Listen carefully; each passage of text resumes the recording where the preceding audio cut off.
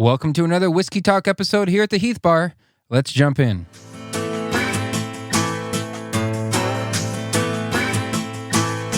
are you waiting for?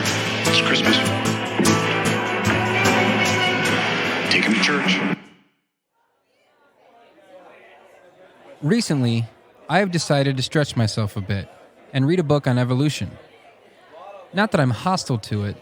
I just grew up in a tradition that taught that evolution was nothing more than man's feeble attempt to dismiss the idea of God. Or, even worse, the devil himself tricking humanity. Ultimately, no one really knows, so all we can do is make our best guess with the evidence and knowledge that we have before us. As someone who was taught right out of the gate that it holds no water, I figured it worth diving into the topic myself. So far, I like what I see. But this episode is not about evolution, so let's table that for the time being for another conversation. Perhaps on the podcast with someone more knowledgeable than me.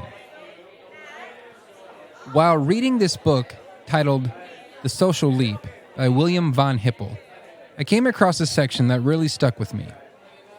According to a study done by Nicholas Epley and Erin Whitchurch titled Mirror, Mirror on the Wall, Enhancement in Self-Recognition, we as humans tend to see ourselves 20% greater than we actually are. This means that each time we look ourselves over in the mirror while getting ready for work, or try on that new outfit, or change glasses frames in my case, we are visually viewing ourselves as better than reality. We walk out into the world this way, confidently oblivious to the way others perceive us. This study, as well as this book, suggests that this is a learned evolutionary trait over time. In a sense, we trick ourselves into confidence to give us that extra bump to progress our genetics on down human history. It's evolution's natural response to what we would call liquid courage today. The difference is, whereas tequila can give someone an overinflated sense of ability and courage, our genetics have a bit stronger of a grasp on reality. As the study mentions, such self-enhancement effects are not simply mindless attempts for people to see what they want to see, but rather represent a more thoughtful, albeit biased, processing of self-relevant information. So, seeing ourselves as better than we actually are essentially means, in a way, that we are all, quote, faking it until we make it. The doubts and insecurities we feel are genuine and prevent us from progress. However, it seems that our very makeup corrects this by teaching us to lie, just a little bit, to ourselves. We skew our reality just enough to interact positively in our environment. We're all aware that topics of this nature can fall on a spectrum. Hell, I know people who see themselves as literal dirt, all the way to people I know who walk around like their shit don't stink. Cue the Outcast music here if I had it. But the reality of this, as with everything, is that these people operate on the fringes of the majority. Most of us are satisfied enough to only project 20% improvements to ourselves. We don't go further because we are kept in check from our societal surroundings. If we get too far, someone or something brings us back down, and vice versa. If we get too low, someone or something comes and lifts us back up. But 20% seems to be our cultural, quote, ground level, so to speak.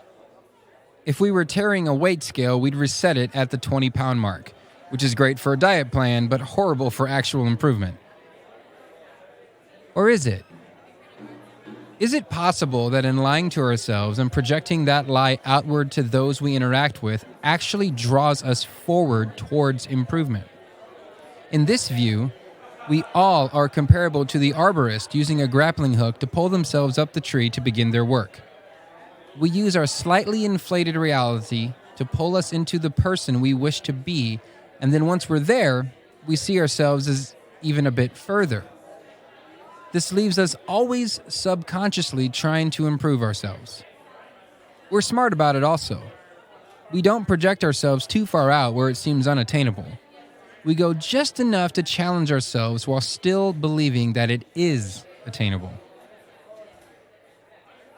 Clearly, this isn't a daily thing, as we all have bad days, whether self-induced or for whatever reason the world just decided to shit on us. But in general, we've evolved in such a way that progress is our natural state. The case can even be made, and a very strong case at that evolution has nothing to do with this, but evolution itself is a byproduct of progress being our natural state. I remember when I first started playing music and getting paid for it. I wasn't too keen to call myself a professional musician because I certainly wasn't making a living doing it. I did it often enough that I did all right, but still had to have another job. As such, when people asked me what I did, I told them I was a bartender. And it wasn't until someone told me to start viewing it differently that I felt myself improve. They told me that if you're getting paid for something, in that situation, you are doing it professionally. It doesn't have to be full-time to be professional. That hit me like a ton of bricks. I started telling people that I was a musician who did some bartending on the side. A subtle change, and to those that knew me, there really was no difference. However, it dramatically changed the way I viewed myself. My practice time increased, the songs I found myself wanting to learn and write became more and more complex. I took the time to take lead guitar lessons from none other than South Dakota's hero, Jason Guthmiller. I was a professional musician, and that came with responsibilities.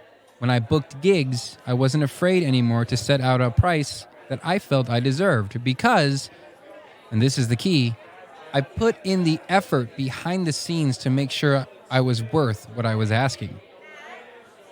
Soon, I found myself no longer playing a few gigs here and there for some extra cash in the wallet, but sustaining a part-time job with part-time job income. All because I told myself and those around me a little white lie that I was 20% better than I actually was. I knew it was a lie, but I also knew that I wanted it to be true. I was aware of the goal and gripped enough in reality to be just enough afraid of being called out as a hack that I became better. It's interesting to think about, isn't it? And we do this naturally, but when we sit down and focus on the fact that we are doing it, we just may be able to make our better projection of ourselves a real, tangible thing. Now, the study also suggests, and I find this hilarious, that this is why people don't like candid photos of themselves. The camera can't see the 20% improvement we have in our head, and so it just lays us out in bare reality, devastating our psyche into a screaming, "Ew, delete that." So take this for what it's worth, and rejoice, O Heath Bar patrons, that our natural state of progress has deemed it permissible to lie to ourselves and others just a little bit. And rest easy in the fact that, should your projection attempt try to reach farther than the 20% allotted, Facebook is there with a shining memory from that one night in the club where you, quote, ruled the world to keep your narcissistic ass in check. Thanks for tuning in to this episode of Whiskey Talk on the Heath Bar. Don't forget to get in touch with me. I'd love to hear your thoughts on it, your comments. Let's interact a bit. See what you think. Do you think it's bullshit? Do you think there's some good stuff to stew on there a little bit? Shoot me an email, heath@theheathbarpodcast.com. You can find me on Instagram @the_heath.bar and on Twitter @HeathJohnson. Hope to talk to you soon. Until next time.